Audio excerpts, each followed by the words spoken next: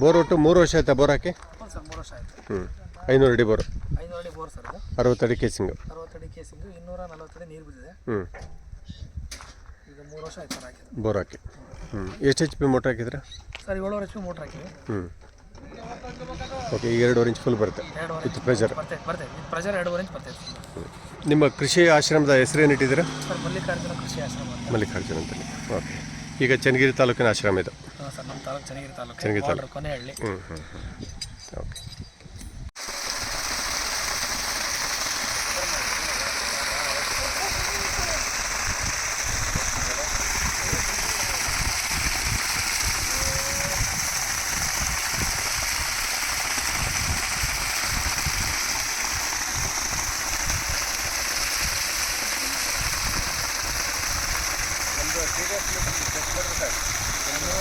Battery ಹೋಗೈತಣ್ಣ. ಅಣ್ಣ ಅದು battery ಹೋಗಿದೆ.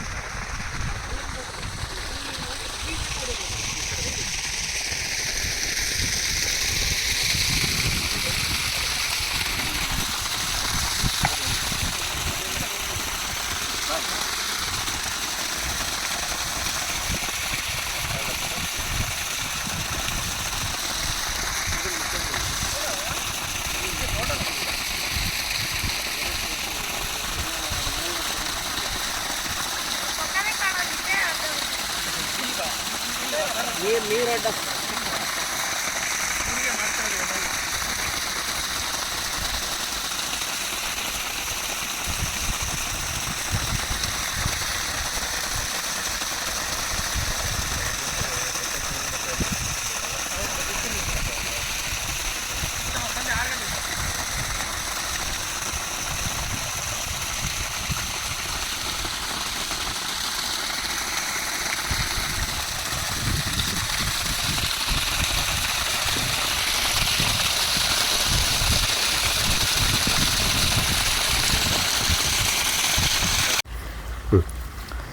ಸರ್ ನಮಸ್ತೆ, ನನ್ನ ಹೆಸರು ವೀರೇಶ್ವರ ಎಂ ಅಂತಂದು, ಇವರು ನಮ್ಮ ಮನೆಯವರು ಸುಧಾ ಅಂತಂದು. ಸೊ ಇದು ಚನ್ನಗಿರಿ ತಾಲೂಕು ಕೊನೆಹಳ್ಳಿ ಮರಡಿ ಗ್ರಾಮ ಅಂತ. ಇಲ್ಲಿ ಕೃಷಿ ಮಲ್ಲಿಕಾರ್ಜುನ ಕೃಷಿ ಆಶ್ರಮ ಅಂತಂದು ಒಂದು ಕಾನ್ಸೆಪ್ಟಲ್ಲಿ ರೆಡಿ ಮಾಡ್ತಾಯಿದ್ದೀವಿ. ಸೊ ಇದಕ್ಕೆ ನಾಗಭೂಷಣ್ ಸರು ಮತ್ತು ಜಗನ್ನಾಥ್ ಸರು ಈ ಥರ ಭಾಳ ಜನ ಜ್ಞಾನಿಗಳಿದ್ದಾರೆ ಸರ್. ಈಗ ಅವರೇ ನಮಗೆ ಮೂಲ ಇದಕ್ಕೆಲ್ಲ ಮೇಯ್ನ್ ಸಪೋರ್ಟ್ ಅಂದರೆ ಅವ್ರದ್ದು. ತಾಂತ್ರಿಕ ಆಯಿತು, ಇನ್ನೊಂದಾಯಿತು, ಏನೇ ಸಪೋರ್ಟ್ ಇದ್ರು ಕಲ್ಪನೆ ಅವ್ರದ್ದೇ. ಈ ಕೃಷಿ ಆಶ್ರಮದ ಕಲ್ಪನೆ ಬಂದಿದ್ದ ಕಾರಣನೇ ಅವರು ಈ ಹೆಬ್ಬಾಳಲ್ಲಿ ಒಂದು ಕಾರ್ಯಕ್ರಮ ಮಾಡಿದ್ರು. ಆ ಕಾರ್ಯಕ್ರಮ ಅಟೆಂಡ್ ಆದಾಗ ಅಲ್ಲಿ ಕಾಡಸಿದ್ದೇಶ್ವರ ಅಜ್ಜರು ಬಂದಿದ್ದರು. ಆವಾಗಲಿಂದ ನಮಗೆ ಇದು ಕೃಷಿ ಆಶ್ರಮ ಕಾನ್ಸೆಪ್ಟಲ್ಲಿ ಬಂದು ಸೊ ಸೊಸೈಟಿಗೆ ಒಂದು ಮಾಡೆಲ್ ಥರ ಆಗಬೇಕು. ಎಲ್ಲರೂ ಬರೀ ನೀರು ತಗೊಳದೆ ಹೋದಾಗಿ 100 ಅಡಿ ಇರೋದಲ್ಲ 1000 ಅಡಿ ಹೋಗೈತಿ. ಸೊ ನಮಗೆ ನೀರು ಸಫಿಷಿಯೆಂಟ್ ಇದೆ, ಆದರೂ ಕೂಡ ಮುಂದಿನ ಪೀಳಿಗೆಗೆ ಅಂತರ್ಜಲ ತುಂಬ ಕಾರ್ಯಕ್ರಮ ಅದು ಪ್ರತಿಯೊಬ್ಬರ ಜವಾಬ್ದಾರಿ. ಅದನ್ನ ನಮಗೆ ಅನುಕೂಲ ಅನ್ನೋದಕ್ಕಿಂತ ಅದು ಒಂದು ಸಾಮಾಜಿಕ ಬದ್ಧತೆ.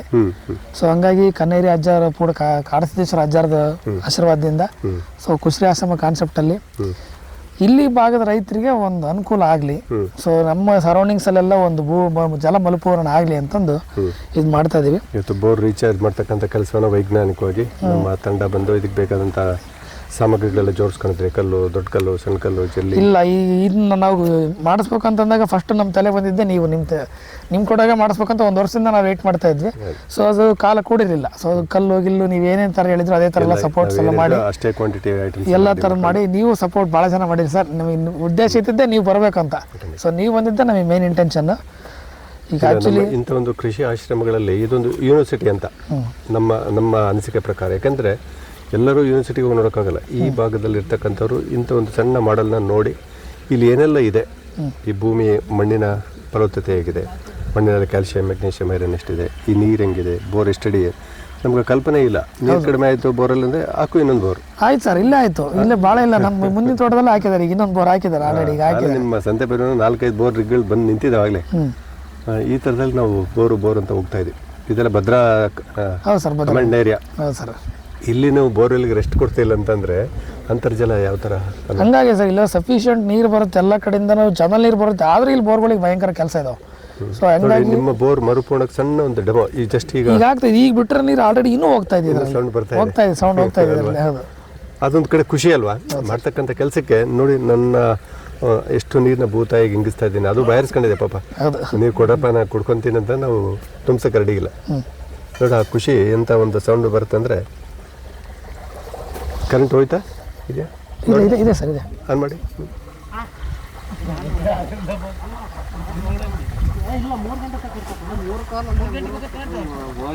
ಆನ್ ಮಾಡಿ ನೋಡೋಣ.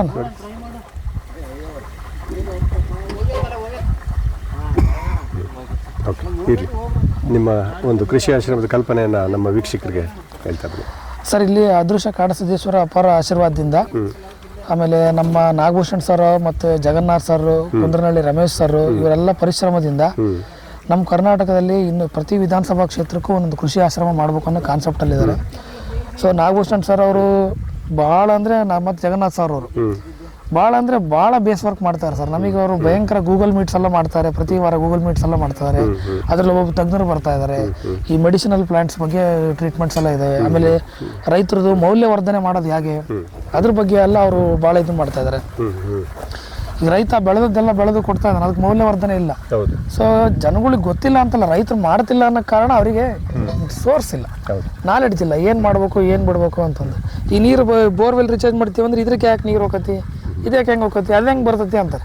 ಅಂದ್ರೆ ಕಾನ್ಸೆಪ್ಟ್ ಗೊತ್ತಿಲ್ಲ. ಈಗ ರೈತರಿಗೆ ಏನಾಗ್ಬಿಡುತ್ತೆ ಅಂದರೆ ಒಂದು ಎಲೆ ಹರ್ಕೊಂಡು ಹೋದ ತಕ್ಷಣ ಅವನೊಂದು ಔಷಧಿ ಕೊಡ್ತಾನೆ, ಒಂದು ತಿಂಗಳು ಸರಿ ಆಗುತ್ತೆ, ಮತ್ತು ಇನ್ನೊಂದು ಸರಿ ಔಷಧಿ ಕೊಡ್ತಾನೆ, ಇದನ್ನೊಂದು ಸರಿ ಟ್ರೈ ಮಾಡು ಅಂತಾನೆ. ಸೊ ಹಿಂಗಾಗಿ ರೈತರು ಎಷ್ಟೇ ದುಡಿದ್ರು ಅದು ಏನು ಬಂಡವಾಳ ಸಾಯಿಗಳು ಪಾಲಾಗ್ತದೆ ಹೊರತು ಬೆಳೆದಿರೋ ದುಡ್ಡು ಸಿಗ್ತಿಲ್ಲ ಅವರಿಗೆ. ಈಗ ಒಂದು ಎಕರೆ ಭತ್ತ ಬೆಳಿಬೇಕಂದ್ರೆ ಸರ್ ಅವ್ನು 50,000 ಪಟ್ಟಿ ಮಾಡಿದ್ರೆ ಅವ್ನು ಸಿಗೋದೇ 15,000. ಬಿಟ್ಟ ಹೊಡೆದ್ರೆ ಅವ್ನು 10,000 ರೂಪಾಯಿ ಅಷ್ಟೇ. ಅಷ್ಟಕ್ಕೆ ಅವನು ಬೇರೆ ಕಡೆ ಕೂಲಿ ಮಾಡಿದ್ರೆ ಅಷ್ಟೊಂದು ಆರಾಮ ದುಡಿಬೋದು. ಸೊ ರೈತ ಮೌಲ್ಯವರ್ಧನೆ ಮಾಡಬೇಕು.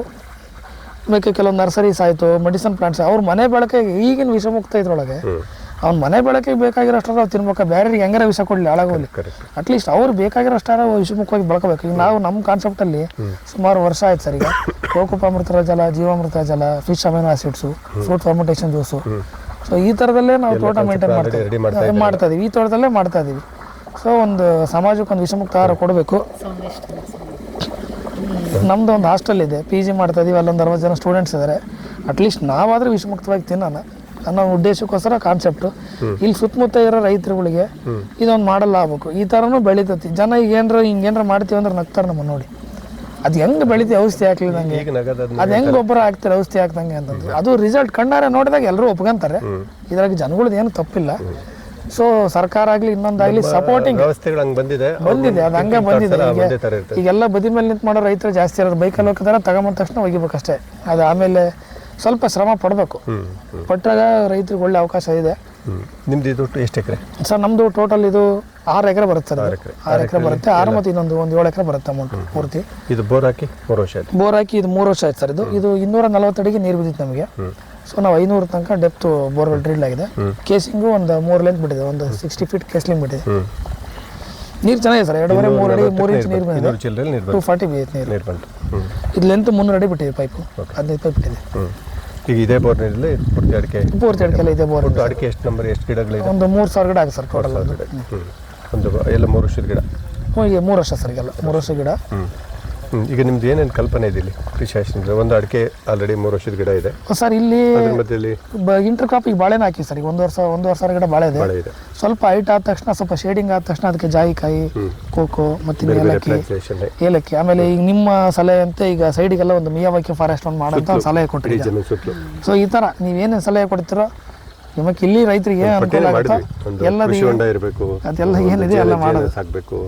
ಜೀವಾಮೃತ, ಆಮೇಲೆ ಹಳ್ಳಿ ಜೀವನ ಏನಂತ ಸಿಟಿ ಜನಕ್ಕೆ ಗೊತ್ತಾಗಬೇಕು. ಅವ್ರಿಗೆ ಬರೋಕೆ ಸ್ವಲ್ಪ ಕಾಟೇಜಸ್ಸು, ಗುಡಿಸು ಅಷ್ಟು ಥರ ಮಾಡಿ ಅವರಿಗೆ ಎಷ್ಟೋ ಜನ ಗೊತ್ತಿಲ್ಲ ಸರ್. ನೀವು ಮೊನ್ನೆ ಒಬ್ರು ಜಡ್ಜು ಒಂದು ಇದಕ್ಕೆ ಹೋಗ್ಯಾರೆ ಹೋಮ್ ಸ್ಟೇಗೆ. ಇಂಟೆನ್ಷನ್ ಏನು ಅಂದ್ರೆ ಸಂಪೂರ್ಣ ಕತ್ಲು ನೋಡ್ಬೇಕು ನಮ್ಮ ಮಕ್ಕಳು ಅಂತ. ಎಲ್ಲ ಲೈಟ್ಸ್ ಎಲ್ಲ ಆಫ್ ಮಾಡಿ ರಾತ್ರಿ 2 ತಾಸು ಕತ್ಲು ತೋರಿಸ್ಯಾರ. ಅದಕ್ಕೋಸ್ಕರ 1000 ರೂಪಾಯಿ ಖರ್ಚು ಮಾಡ್ಕೊಂಡು ಅಲ್ಲಿ ಹೋಗ್ಯಾರ. ಸೊ ಅಂತ ಪರಿಸ್ಥಿತಿ ಬಂದೈತಿ ಈಗ ಆಲ್ರೆಡಿ. ಈಗ ಟೊಮೆಟೊ ಹಣ್ಣೆಲ್ಲ ನೋಡಿದ್ರೆ ಎಲ್ಲಿ ಸಿಗುತ್ತೆ ಅಂದ್ರೆ ಶಾಪಿಂಗ್ ಮಾಲಲ್ಲಿ ಸಿಗುತ್ತೆ, ಮೋರಲ್ಲಿ ಸಿಗುತ್ತೆ. ಆ ಮಟ್ಟಕ್ಕೆ ಉತ್ತರ ಕೊಡಬೇಕಾಗಿದೆ ಅವ್ರಿಗೆ. ಹಂಗಾಗಿದೆ ಈಗ ಆಲ್ರೆಡಿ. ನೀರಲ್ಲಿ ಸಿಗುತ್ತೆ ಅಂದ್ರೆ ಬಾಟ್ಲಲ್ಲಿ ಸಿಗುತ್ತೆ. ಈಗ ಆ ಥರ ಕಾನ್ಸೆಪ್ಟ್ ಇರುತ್ತೆ ಜನಗಳಿಗೆ. ಪಾಪ ತಪ್ಪಲ್ಲ ಅವ್ರದ್ದು. ಸಿಚುವೇಶನ್ ಹಂಗಿದೆ, ಸಿಸ್ಟಮ್ ಹಂಗಿದೆ, ಅವ್ರಿಗೆ ವ್ಯವಸ್ಥೆ ಇಲ್ಲ. ಸೊ ಆ ವ್ಯವಸ್ಥೆ ಅವ್ರಿಗೆ ಕಲ್ಪನೆ ಮಾಡಬೇಕು. ಹಳ್ಳಿ ಜೀವನನ ಯಾರು ಎಕ್ಸ್ಪೆಕ್ಟ್ ಮಾಡ್ತಾರೋ ಅವ್ರಿಗೊಂದು ಅವಕಾಶ ಇಲ್ಲಿ ಕೊಡಬೇಕು. ಅವರು ಬರಲಿ, ನಮ್ಮ ಜೊತೆ ಇರಲಿ, ಎಲ್ಲರೂ ಬಂದಿರಲಿ. ಬನ್ನಿ ಹಂಗೆ ಮಾತಾಡ್ತಾ ಹೋಗೋಣ. ಈಗ ಫಸ್ಟ್ ನೀವೊಂದು ಇಲ್ಲಿ ಮನೆ ಕಟ್ಸಿದ್ರಿ ಸರ್. ಆ್ಯಕ್ಚುಲಿ ಇಲ್ಲೊಂದು ಮನೆ ವಿಚಾರ ಮಾಡ್ಬೇಕಂತಿದ್ದು ನಮ್ಮದು ಒಂದು ಪರಿಸರ ಸ್ನೇಹಿ ಮನೆ ಮಾಡ್ಬೇಕು ಅಂತ ಇದ್ದಿದ್ದು. ಸೊ ಅದು ಮುಂಚೆ ಅವೆಲ್ಲ ಇರಲಿಲ್ಲ. ನಾವು ಕಾಂಕ್ರೀಟ್ ಹಾಕಿ ರೆಡಿ ಮಾಡಿದ್ವಿ. ಆ ಟೈಮಲ್ಲಿ ಏನಾಯ್ತು ಅಂತಾರೆ, ನಮಗೆ ಕಾಡಸಿದ್ದೇಶ್ವರದ ಯಾವಾಗ ಮೀಟಿಂಗ್ ಅವ್ರನ್ನ ಅಟೆಂಡ್ ಮಾಡಿದ್ನು, ಅಜ್ಜಾರ್ನ ಯಾವಾಗ ನಾವು ನೋಡಿ ಅಲ್ಲಿ ಅಜ್ಜಾರ್ ನಾವು ಕಂಡ್ವಿ, ಆ ತಕ್ಷಣ ನಾವು ಇದನ್ನ ಇಷ್ಟಕ್ಕೆ ಸ್ಟಾಪ್ ಮಾಡ್ಕೊಂಡ್ವಿ. ಮುಂದಿಂದ ಏನೇ ಮಾಡಿದ್ರು ಕೂಡ ನಮ್ಮ ದೇಶಿ ವಿಚಾರದಲ್ಲಿ ಬಿದಿರಲ್ಲಿ, ಮಣ್ಣಲ್ಲಿ ಸುಣ್ಣ ಗಿಣ್ಣ ಕಲ್ಸ್ಕೊಂಡು ಅದೇ ತರ ಅಟ್ ಮಾಡ್ಕೊಂಡು ಇಲ್ಲೇ ಲೋಕಲ್ ಏನದ್ದು ಅವನ್ನೇ ಮಾಡ್ಕೊಂಡು ಅದೇ ವಿಚಾರದಲ್ಲಿ ನಾವು ಮಾಡಬೇಕು ಅಂತ ಅಷ್ಟೇ. ಮುಂದೆ ಏನೇನು ಮಾಡಿದ್ರು ನಾವು ಅದೇ ಥರದಲ್ಲೇ ಮಾಡೋದು. ಈಗ ಹಂಗಾಗಿ ನಾವು ಈಗ ನೋಡ್ರಿ ಈ ಸೋಲಾರ್ ಇಂಡಿಪೆಂಡೆನ್ಸ್, ಈಗ ನಮ್ಗೆ ಇಂಡಿಪೆಂಡೆನ್ಸ್ ಇರಬೇಕಪ್ಪ ಅಂದ್ರೆ ಎಲ್ಲರಿಂದನೂ ನಾವು ಸಸ್ಟೈನಬಲ್ ಆಗ್ಬೇಕಂದ್ರೆ ಈಗ ಫಸ್ಟ್ ಸೋಲಾರು, ಆಮೇಲೆ ನಮಗೆ ಬೇಕಾಗಿರೋ ತರಕಾರಿಗಳು, ನಮಗೆ ಬೇಕಾಗಿರೋ ಕಾಳು ಕಡಿಗಳು, ಉಪ್ಪು ಮತ್ತೆ ಬೆಂಕಿ ಪಟ್ಟಣ, ಇವೆರಡು ಬಿಟ್ಟು ಪ್ರತಿಯೊಂದು ನಮಗೆ ಇಲ್ಲೇ ಆಗಬೇಕು. ಆಮೇಲೆ ಒಂದು ಗ್ಯಾಸ್ ಸೋಲಾರಿಂದ ಬಯೋಗ್ಯಾಸ್ ಮಾಡ್ಕೊಂತೀವಿ. ಸೊ ಈ ಥರ ಎರೆಹುಳು ಘಟಕ. ಈಗ ಗೊಬ್ಬರದ ಘಟಕ ಮಾಡೀನಿ ಸರ್. ಅಲ್ಲಿ ನಾನು ಗೊಬ್ಬರ ಹಾಕಿ ಎಲ್ಲ ನಗರ ನಾನು ನೋಡಿ ನಾನು ಗೊಬ್ಬರ ಹಾಕಿ ಸ್ಪ್ರಿಂಕ್ಲರ್ ಹಾಕಿ ನೀವು ತೆಗೀರಿ, ಈಗ ಇಷ್ಟು ಎರೆಹುಳು ಕಾಣ್ತಾ ನಿಮಗೆ. ಆಲ್ರೆಡಿ ರೆಡಿ ಆಗಿದೆ. ಅದು ಗೋಕುಪಾಮೃತ ಒಂದು, ಅದು ಗೋಕುಪಾಮೃತ ಒಂದು, ಟೈಕೋಡರ್ಮ ಒಂದು, ಇವೆರಡು ಮಾತ್ರ ಅದಕ್ಕೆ ವ್ಯವಸ್ಥೆ ಮಾಡಿದ್ದೀವಿ ಅಷ್ಟೇ. ಅದು ಎಷ್ಟು ಚೆನ್ನಾಗಿ ಗೊಬ್ಬರ ಆಗಿದೆ ಅಷ್ಟು ಚೆನ್ನಾಗಿ ಗೊಬ್ಬರ ಆಗಿದೆ. ಅದನ್ನು 300 ರೂಪಾಯಿ 400 ರೂಪಾಯಿ ಚೀಲ್ದಂಗೆ 4 ಚೀಲ 5 ಲೋಡು 6 ಲೋಡು ತಂದೆಲ್ಲ ಸುರಿತಾರೆ ಸುಮ್ಮನೆ. Okay okay. ಹಾಗಾಗಿ ಒಂದು ಕೃಷಿ ಆಶ್ರಮದ ಒಂದು ಕಲ್ಪನೆ ಈಗ ಮೊದಲನೇ ಹೆಜ್ಜೆ ಇದೆ ಸರ್. ಮೊದಲನೇ ಹೆಜ್ಜೆ, ಮೊದಲನೇ ಸಾಕಾರ ನೀವೇ ಬಂದಿರೋದು. ಇಲ್ಲ ಖಂಡಿತ ಆಗುತ್ತೆ. ಯಾಕಂದ್ರೆ ನಿಮ್ಗೆ ಆ ಒಂದು ಈ ಪ್ರಾಯದಲ್ಲೇ ನಿಮ್ಗೆ ಇಂಟ್ರೆಸ್ಟ್ ಬಂದಿದೆಯಲ್ಲ, ಫಸ್ಟ್ ಅದಕ್ಕೆ ಇಂಪಾರ್ಟೆಂಟ್ ಮಾಡ್ಬೇಕು ಸರ್. ಈಗ ನಾವು ಈಗ ನಾಗಭೂಷಣ್ ಸರ್ ಆಗಲಿ ನೀವಾಗಲಿ ಇಷ್ಟೊಂದು ಕಷ್ಟಪಡ್ತೇವೆ ಅಂದ್ರೆ ನಿಮ್ಮ ಮುಂದಿನ ಜನ್ರೇಷನ್ಗೆ ತೊಗೊಂಡವ್ರು ಬೇಕು. ಅದನ್ನ ಖಂಡಿತ ಒಂದು ಯೂನಿವರ್ಸಿಟಿ ಏನು ಕಲಿಸ್ತದಲ್ಲ ಅದಕ್ಕಿಂತ ಜಾಸ್ತಿ ಪ್ರಾಕ್ಟಿಕಲ್ ಆಗಿ ರೈತನಿಂದ ರೈತನಿಗೆ ಹೋಗ್ಬೇಕು. ಈಗ ರೈತರಾದ್ರೆ ಸರ್ ಏನೊಂದು ಆಗಿದೆ ಅಂದ್ರೆ ಮಾತ್ರ ಅದನ್ನು ಟ್ರಸ್ಟ್ ಮಾಡ್ತಾರೆ ಹೊರತು ಸುಮ್ಮನೆ ಯಾರೋ ಹೇಳಿದವ್ರು ಜಲ್ದಿ ಅಷ್ಟು ಒಪ್ಕೊಳಲ್ಲ. ಇಲ್ಲೆಲ್ಲ ಆಗಿದೆ, ಕಲ್ಚರ್ ರೆಡಿ ಆಗಿದೆ, ಬಲ್ದಿದೆ, ಈ ಥರ ಆಗುತ್ತೆ ಅಂತ ಅವ್ರಿಗೆ ಗೊತ್ತಾದರೆ ಖಂಡಿತವಾಗ್ಲೂ ಮಾಡ್ತಾರೆ. ಇದರ ರೈತರದ್ದು ಏನೂ ತಪ್ಪಿಲ್ಲ. ಅವರು ಇಷ್ಟೆಲ್ಲ ಮಾಡ್ತಾರೆ, ಅವ್ರಂಗೆ ಮಾಡ್ತಾರೆ ಅದಕ್ಕಿಂತ ಅವ್ರಿಗೆ ಇನ್ಫಾರ್ಮೇಷನ್ ಇಲ್ಲ. ಆ ಇನ್ಫಾರ್ಮೇಷನ್ ಈಗ ರೈತ ಸಂಪರ್ಕ ಕೇಂದ್ರಗಳಿದಾವೆ, ಅಲ್ಲಿ ಬರೀ ಬೀಜ ಬಂತು, ಗೊಬ್ಬರ ಬಂತು, ಪೈಪ್ ಬಂತು, ಸಬ್ಸಿಡಿ ಬಂತು, ಮಲ್ಚರ್ ಬಂತು, ಇನ್ಫಾರ್ಮೇಷನ್ ಎಲ್ಲೂ ಇಲ್ಲ. ಆ್ಯಕ್ಚುಲಿ ಸರ್ಕಾರ ಆ ರೈತ ಸಂಪರ್ಕ ಕೇಂದ್ರಗಳನ್ನ ನಮ್ಮ ಕೃಷಿ ಆಶ್ರಮಗಳಿಗೆ ಕೊಡಬೇಕು. ಯಾಕೆಂದ್ರೆ ಇಲ್ಲಿ ಅವರಿಗೆ ಲೈವಲ್ಲಿ ನೋಡ್ತಿರ್ಬೇಕು, ಲೈವಲ್ಲಿ ಆಗ್ತಿರ್ಬೇಕು, ಅವ್ರು ಡೆಮೋ ನೋಡ್ತಿರ್ಬೇಕು, ಟ್ರೈನಿಂಗ್ಗಳು ಆಗ್ತಿರ್ಬೇಕು, ನಮ್ಮದು ಸತ್ಸಂಗ ಮಾಡಬೇಕು, ಟ್ರೈನಿಂಗ್ಗಳು ಮಾಡಬೇಕು. ಶಾಲಾ ಮಕ್ಕಳಿಗೆ ಮೇಯ್ನು ಅವ್ರಿಗೊಂದು ಆಟ ಪಾಠದ ವ್ಯವಸ್ಥೆ ಮಾಡ್ಕೊಂಡು ಶಾಲಾ ಮಕ್ಕಳಿಗೆ ಅಲ್ಲೊಂದು ಸ್ವಲ್ಪ ಜಾಗ ಮಾಡಿ ಅವರು ಕಲ್ಟಿವೇಶನ್ ಹೆಂಗೆ ಮಾಡ್ತಾರೆ, ಹಾರ್ವೆಸ್ಟಿಂಗ್ ಹೆಂಗೆ ಮಾಡ್ತಾರೆ. ಅವಾಗ ಏನು ಸರ್ ಈ ಥರ ಆದರೆ ಮಕ್ಕಳು ಅನ್ನ ಚೆಲ್ಲಬಾರ್ದು. ರೈತ ಎಷ್ಟು ಕಷ್ಟಪಟ್ಟು ಬೆಳಿತಾನಂತ ಅವ್ರಿಗೆ ಮನವರಿಕೆ ಆದರೆ ಖಂಡಿತವಾಗ್ಲೂ ಅವ್ರು ಚೆಲ್ಲಲ್ಲ, ಇದ್ದು ಊಟ ಮಾಡ್ತಾರೆ, ಪೇರೆಂಟ್ಸ್ಗಳಿಗೆ ಸಹಕಾರ ಮಾಡ್ತಾರೆ. ಅವ್ರಿಗೆ ಆ ಎಜುಕೇಷನ್ ಇಲ್ಲ, ಮಾರಲ್ ಎಜುಕೇಷನ್, ಅದನ್ನು ನಾವು ಕೊಡಬೇಕು ಅಂತ. ಇಲ್ಲ, ಖಂಡಿತ ಒಂದು ಒಳ್ಳೆ ಕಲ್ಪನೆ ಇದೆ.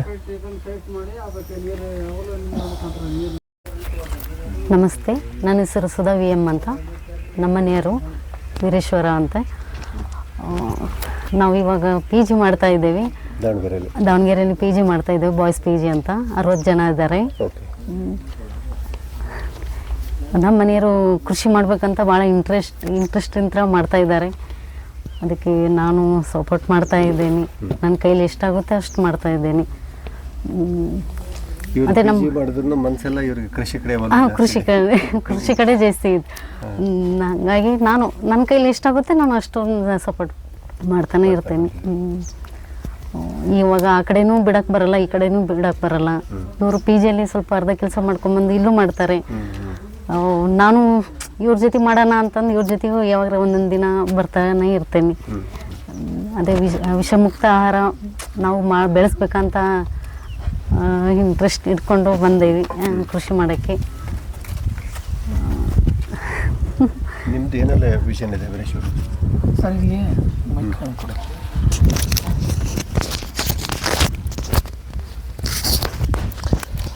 ಸರ್, ನಮ್ದು ಇಲ್ಲಿ ಕೃಷಿ ಆಶ್ರಮ ಕಾನ್ಸೆಪ್ಟಲ್ಲಿ ಒಂದು ಮಾದರಿ ಹಳ್ಳಿ ಒಳಗೆ ಹಳ್ಳಿ ಜೀವನ ಹೆಂಗಿರುತ್ತೆ ಅಂತ ಮಾಮೂಲಿ ಈಗಿನ ಜನ್ರೇಷನ್ಗೆ ಗೊತ್ತಾಗಬೇಕು. ನಮ್ಮ ಕಾಲದಲ್ಲಿ ಅವಾಗೆಲ್ಲ ಬೀಸ್ತಾ ಇದ್ರು, ನಮ್ಮ ಅಜ್ಜರ ಹತ್ರ ನಾವು ಕೇಳಿದ್ದೀವಿ. ಈಗೆಲ್ಲ ಹಿಟ್ಟು ಹಿಂಗೆ ಹಾಕಿದ್ರೆ ಹಿಂಗೆ ಇಟ್ಟು ಬರುತ್ತೆ. ಸೊ ಆ ಥರದ ಕಾನ್ಸೆಪ್ಟಲ್ಲಿ ಮಕ್ಕಳಿಗೆ ಒಂದು ನಮ್ಮ ಸನಾತನ ಸಂಸ್ಕೃತಿ ಆಗಲಿ, ನಮ್ಮ ಪೂರ್ವಿಕರಾಗಲಿ, ನಾವು ಹೆಂಗಿದ್ವಿ, ಇವಾಗ ಎಕರೆಗೆ 50 ಚೀಲ ಗಂಟಲೆ ಬೆಳೆದ್ರು, ಇಷ್ಟೊಂದು ಹಸಿರು ಕ್ರಾಂತಿ ಎಲ್ಲ ಆದರೂ ಇಬ್ಬರ ಮಕ್ಕಳನ್ನ ಓದಿಸೋದಾಗಲ್ಲ. ಮೊದಲು ಅವಾಗ ಇಷ್ಟಿಷ್ಟೇ ಬೆಳೆಯೋರು, ಸಜ್ಜೆ ಬೆಳೆಯೋರು, ನವಣೆ ಬೆಳೆಯೋರು, ಎಲ್ಲ ಬೆಳೆಯೋರು. ಮನೆಗೆ 12 ಜನ ಮಕ್ಕಳು, ಸುಖವಾಗಿದ್ರು, ನೆಮ್ಮದಿ ಇತ್ತು. ಜನ ಏನು ಅನ್ಕೊಂಬಿಟ್ಟಾರೆ, ಅಮೌಂಟ್ ಅಂದರೆ ನೆಮ್ಮದಿ ಅಂತ ತಿಳ್ಕೊಂಬಿಟ್ಟಾರೆ. ಆ್ಯಕ್ಚುಲಿ ನೆಮ್ಮದಿ ಇರೋದು ಅಲ್ಲ ಸರ್. ಪ್ರತಿಯೊಬ್ಬರಿಗೆ ನಾವು ಎತ್ತಿನ ಗಾಡಿ ಓಡಿಸ್ಬೇಕಾದ್ರೆ ಅದು ಗಂಟೆ ಸೌಂಡಲ್ಲಿ ಸಿಗೋ ನೆಮ್ಮದಿ, ಈ ನಾವು ಇದ್ರಲ್ಲಿ ಸಿಗೋ ನೆಮ್ಮದಿ ಅದರಲ್ಲಿ ಸಿಗಲ್ಲ. ಒಂದು ಹಂತದ ತನಕ ಅಮೌಂಟ್ ಬೇಕು. ಈಗ ಇನ್ನೊಬ್ಬರನ್ನು ನೋಡಿ ಬದುಕಬೇಕು ಅಂದರೆ ನಮಗೆ ಎಷ್ಟು ಅಮೌಂಟ್ ಇದ್ರೂ ಕಡಿಮೆನೆ. ನಾವು ಇರೋ ಇದರಲ್ಲೇ ಸುಖವಾಗಿ, ನಾವು ಕಾರ್ ಇದ್ರೇ ಜೀವನ ಅಂತಲ್ಲ, ಕಾರ್ ತೊಗೋಬಾರ್ದಂತಲ್ಲ, ತೊಗೊಂಡ್ಲಿ, ಅದಿದ್ರೇ ಸುಖ ಅನ್ಕೊಳೋದು ತಪ್ಪು. ನಮ್ಮ ಕಾನ್ಸೆಪ್ಟ್ ದುಡ್ಕೊಂಡ್ಲಿ, ಚೆನ್ನಾಗಾಗಲಿ, ಎಲ್ಲ ಆಗಲಿ, ಅದು ಒಂದು ನಮ್ಮ ಸಂಸ್ಕೃತಿ. ನಮ್ಮ ಅಜ್ಜರು ಪೂರ್ವಿಕರು ಹೆಂಗೋದಿದ್ರು, ನೆಂಟರು ಭಾಳ ಜನ ಬರ್ತಿದ್ರು. ಈಗ ಹಂಗಲ್ಲ, ಗಂಡೆ ಅಂತ ಇಬ್ಬರಿದ್ರೆ ಅದು ಅವಿಭಕ್ತ ಕುಟುಂಬ. ರಿಲೇಷನ್ಗಳು, ಸಂಬಂಧಿಕರು ಬೆಲೆ ಇಲ್ಲ, ಏನಲ್ಲ. ಈಗ ಈವೆಂಟ್ಸ್ ಮ್ಯಾನೇಜ್ಮೆಂಟ್ ಬಂದ್ಬಿಡ್ದವು. ಮೊದಲು ದೊಡ್ಡಪ್ಪರು ಯಾರು ಬರಲಿಲ್ಲ ಅಂದರೆ ಖಾಲಿ ಬಿದ್ದರಾಗಲಿ ಕರ್ಕೊಂಬರೋರು. ಈಗ ಹಂಗಿರಲ್ಲ, ಅವ್ನು ಬರಲಿದ್ರೆ ನಡೀತತಿ ಅನ್ನೋ ಲೆಕ್ಕಕ್ಕೆ ಬಂದಿದ್ದಾರೆ. ಸೊ ನಮಗೆ ಆ ಸಂಸ್ಕೃತಿ ಬರಬೇಕು. ನಾವಿಲ್ಲಿ ಶಾಲಾ ಮಕ್ಕಳನ್ನಾಗಲಿ ಇನ್ನೊಬ್ಬರನ್ನಾಗಲಿ ಬಂದಾಗ ನಮಗಿಲ್ಲಿ ಗೈಡೆನ್ಸ್ಗೆ ಯಾರು ಕರ್ಕೊಂಬರ್ಬೇಕು ಅನ್ನೋ ಇಂಟೆನ್ಷನ್ ಇದ್ದಾಗ ನಮ್ಮೂರಾಗಿರೋ ಹಿರಿಯ ತಲೆಗಳು, ಅಜ್ಜ ಅಜ್ಜಿಗಳು ಇರ್ತಾರಲ್ಲ, ಅವ್ರನ್ನ ಕಟ್ಟೆ ಮೇಲೆ ಕುಂದಿರಿಸಿ ಅವ್ರ ಜೊತೆಗೆ ಇವ್ರನ್ನ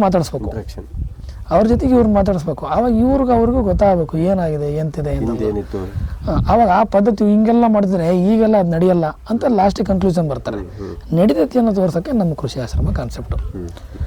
ವಿಷಮುಕ್ತವಾಗಿ ಬೆಳಿಬೇಕು, ರೈತ ಸಸ್ಟೈನಬಲ್ ಆಗಬೇಕು. ಕೃಷಿ ಬೆಳೆದಿದೆ ಸರ್, ಎಲ್ಲ ಕಡೆ ಕೃಷಿ ಬೇಕಾದಷ್ಟು ಬೆಳೆದಿದೆ. ಕೃಷಿಕ ಎಲ್ಲೂ ಬೆಳೆದಿಲ್ಲ.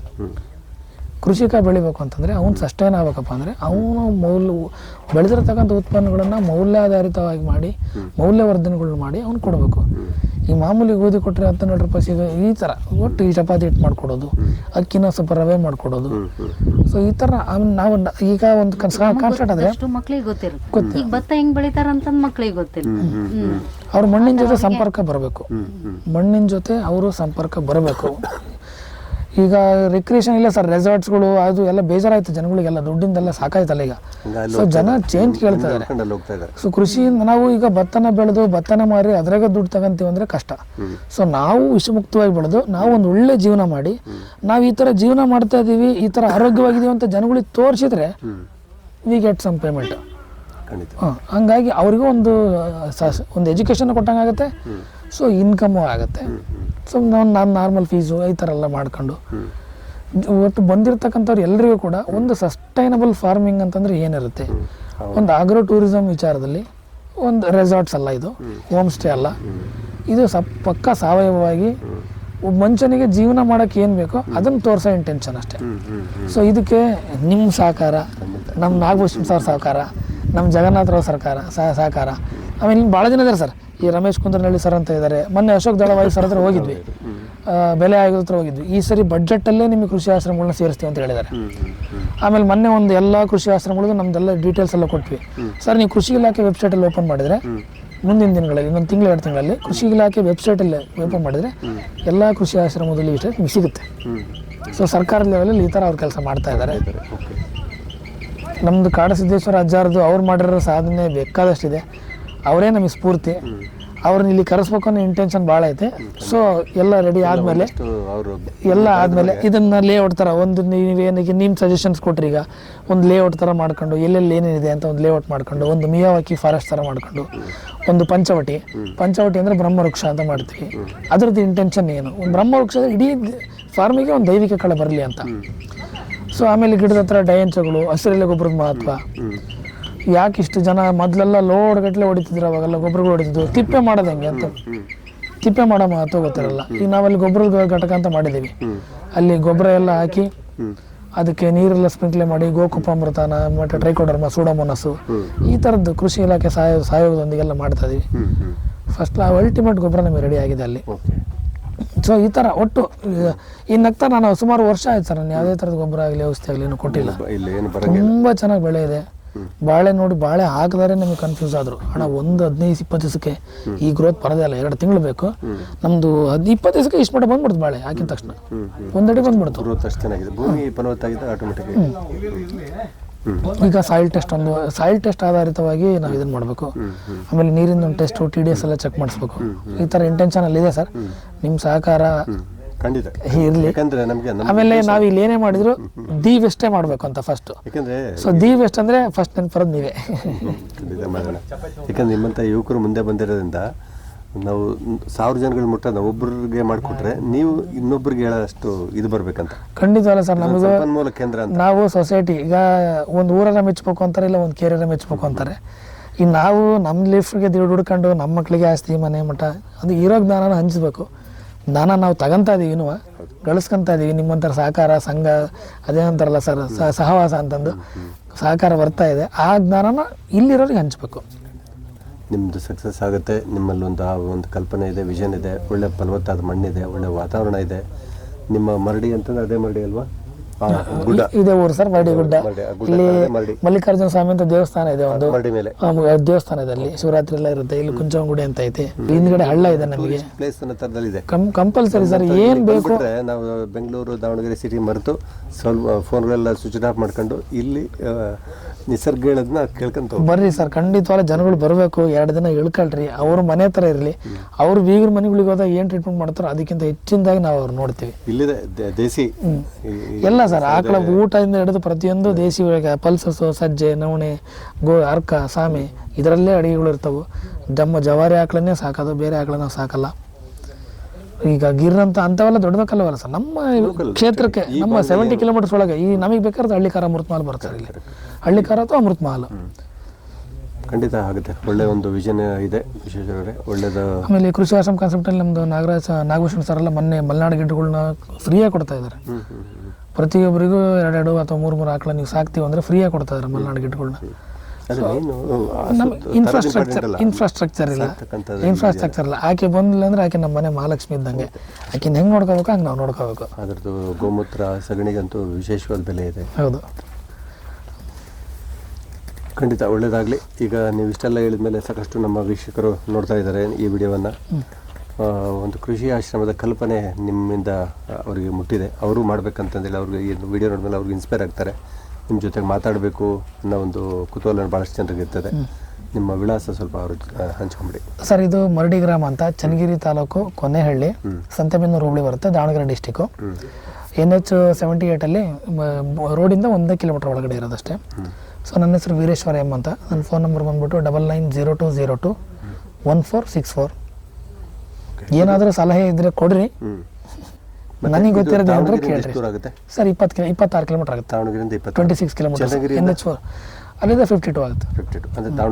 ದಾವಣಗೆರೆ ಭಾಳ ನಿಯರ್ ಸರ್. ದಾವಣಗೆರೆ ಬೈಪಾಸ್ ಇದೆಲ್ಲ ಬಡಕ NH 4 ಬೈಪಾಸ್ 26 ರಸ್ತೆ ಒಳಗೆ, ದಾವಣಗೆರೆ ಸಂತೆಬೆನ್ನೂರು ಬೀರೂರು ರಸ್ತೆ ಒಳಗೆ ಒಂದು ಬೈಪಾಸಿಂದ 26 ಕಿಲೋಮೀಟರ್ಸ್ ಅಷ್ಟೇ. Okay, thank you. ಭಾಳಷ್ಟು ಮಾಹಿತಿಯನ್ನು ಹಂಚ್ಕೊಂಡ್ರಿ. ನಿಮಗೆ ಮತ್ತೊಮ್ಮೆ ಸರ್ ನಿಮಗೆ ಧನ್ಯವಾದಗಳು. ಧನ್ಯವಾದಗಳು. ತುಂಬ ಧನ್ಯವಾದಗಳು ಬಂದು ಮಾಡಿಕೊಟ್ಟಿದ್ದಕ್ಕೆ. ಆಯ್ತು ಸರ್ ಇದು ಬಾಳೆ ಇಂಟರ್ ಕ್ರಾಪ್. ಅಡಿಕೆ ಒಳಗೆಲ್ಲ 9 ಅಡಿ ದಾಯ. ಇದರಲ್ಲಿ ಇಂಟರ್ ಕ್ರಾಪಾಗಿ ಬಾಳೆ ಹಾಕಿದ್ವಿ ನಾವು, ಏಲಕ್ಕಿ ಬಾಳೆ. ಇದು ಹಾಕಿದಾಗಲಿಂದ ಇದುವರೆಗೂ ಬುಡಕ್ಕೊಂದು ಸ್ವಲ್ಪ ಬೇವಿನ ಹಿಂಡಿ ಹಾಕಿದ್ವಿ, ಅದು ಬಿಟ್ಟರೆ ಏನಿಲ್ಲ. ಈಗ 2 ತಿಂಗಳಾಯಿತು. 2 ತಿಂಗಳಿಗೆ ಗ್ರೋತ್ ಹಿಂಗಿದೆ ಬಾಳೆದು.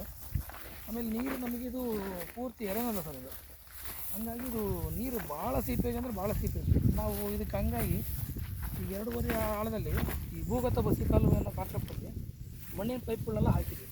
ಮಣ್ಣಿನ ಪೈಪೆಲ್ಲ ಹಾಕಿ ಈಗೆಲ್ಲ ಪೂರ್ತಿ ಲೆಂತೆಲ್ಲ ತೊಗೊಂಡು ಹಿಂಗಡ್ಡಾಗಿ ಹಿಂಗೆ ಬಿಟ್ಟಿದ್ದೀವಿ ನೀರು. ನಮಗೆಲ್ಲರಿಗೂ ನೀರಿಲ್ಲ ಅಂದರೆ ಸಮಸ್ಯೆ ಆದರೆ ನಮಗೆ ನೀರು ಜಾಸ್ತಿಯಾಗಿ ಸಮಸ್ಯೆ ಇಲ್ಲ. ಸೊ ಹಂಗಾಗಿ ನೀರು ಅದು ಯಾವುದಾದ್ರೂ ಅಷ್ಟೇ ಅಲ್ಲ ಸರ್, ಅತಿ ಆದರೆ ಯಾವುದೂ ಒಳ್ಳೇದಲ್ಲ ಅನ್ನಂಗೆ ಆಗುತ್ತೆ ಅದು. ಸೊ ಸೀಪೇಜ್ ಮಾಡಿ ಅದಕ್ಕೆ ನಮ್ಮ ರಾಮಾಂಜನೇಯ ಅಂತ ಇದ್ದಾರೆ, ಅಣಬೇರಲ್ಲಿ ಒಬ್ಬರು ರಾಮಾಂಜನೇಯ ಅಂತ ಇದ್ದಾರೆ. ಸೊ ಅವರು ಬಂದು ಎಲ್ಲ ಇದು ರೆಡಿ ಮಾಡಿಕೊಟ್ಟು ಕ್ಲಿಯರ್ ಮಾಡಿಕೊಟ್ಟು ಅವ್ರು ಮಾಡಿಕೊಟ್ಟ ಮೇಲೆ ತೋಟ ಕಂಪ್ಲೀಟ್ ಚೇಂಜ್ ಆಯ್ತು ನಮ್ಮದು. ಆ್ಯಕ್ಚುಲಿ ನೀರು ಜಾಸ್ತಿ ಕೇಳಲ್ಲ ಸರ್ ಯಾವುದೇ ಆಗಲಿ. ನೀವು ಬಾಯಿ ಇರ್ತಿದ್ದಾಗ ಒಂದು ಅಂಡೆ ಕೊಡಿರಿ ಅಂದರೆ ಎಲ್ಲಿ ಆಗುತ್ತೆ ಹೇಳ್ರಿ, ನಿಮ್ಗೆ ಒಂದು ಲೋಟ ಅಥವಾ ಒಂದು ಚರಿಗೆ ಅಷ್ಟೇ. ನಾವೇನು ಮಾಡ್ತಾಯಿದ್ದೀವಿ ಅಂದರೆ ಸುಮ್ಮನೆ ತುರುಗ್ತಿರೋದು ಅದನ್ನ ತಿನ್ನು ಇಂಟರ್ ಕ್ರಾಪಾಗಿ ಹಾಕಿದ್ವಿ. ಸ್ವಲ್ಪ ಕಡಲೆ ಎಲ್ಲ ಹಾಕಿದ್ವಿ. ಇದು ಕಡಲೆ ಡೈಕಾಟು, ಇದ್ರ ಬೇರಲ್ಲಿ ಗಂಟಿರ್ತಾವೆ. ಗಂಟಲ್ಲಿ ಆ ರೈಸೋಬಿಯಂ ಬ್ಯಾಕ್ಟೀರಿಯಾಸ್ ಎಲ್ಲ ಇರುತ್ತೆ ಅಂತ ನೈಟ್ರೋಜನ್ ಎಲ್ಲ ಫಿಕ್ಸೇಷನ್ ಆಗುತ್ತೆ ಗಿಡ ಭೂಮಿಗೆ. ಎಲ್ಲ ನಿಂತಿರೋದು NPK ಮತ್ತು 108 ಪೋಷಕಾಂಶಗಳು. ಸೊ ಅವನ್ನೆಲ್ಲ ಗಿಡಗಳಿಗೆ ಮೇಂಟೈನ್ ಮಾಡಿದೆ. ಈ ಥರ ಇದೆ ಸರ್ ಬಾಳೆ. 2 ತಿಂಗಳಾಯಿತು ಬಾಳೆ ಹಾಕಿ, 2 ತಿಂಗಳಿಗೆ ಈ ಥರ ಗ್ರೋತ್ ಇದೆ. ಸೊ ಯಾವುದೂ ಹಾಕಿಲ್ಲ, ಕೆಮಿಕಲ್ಸ್ ಆಗಲಿ ಯಾವುದೇ ಕೆಮಿಕಲ್ ಆಗಲಿ ಏನೂ ಇಲ್ಲ. ಗೋಕುಪಾಮೃತ ಸ್ಪ್ರೇ ಕೊಟ್ಟಿದ್ವಿ. ಆಮೇಲೆ ಒಂದು ಈ ಥರ ಹುಳ ಸ್ಟಾರ್ಟ್ ಆಗಿತ್ತು. ಆ ಥರ ಹುಳ ಸ್ಟಾರ್ಟ್ ಆಗಿ ನಾವೇನು ಮಾಡಿದ್ವಿ, 2 kg ಮೆಣಸಿನ್ಕಾಯಿ, 2 kg ಬೆಳ್ಳುಳ್ಳಿ, 2 kg ಶುಂಠಿ ಈ ಥರ ಎಲ್ಲ ಹಾಕ್ಕೊಂಡು ಕಷಾಯ ಥರ ಮಾಡಿದ್ವಿ. ಅವು ಹುಳ ಎಲ್ಲ ಹೋಗಿಬಿಡ್ತು, ಏನಿರಲಿಲ್ಲ.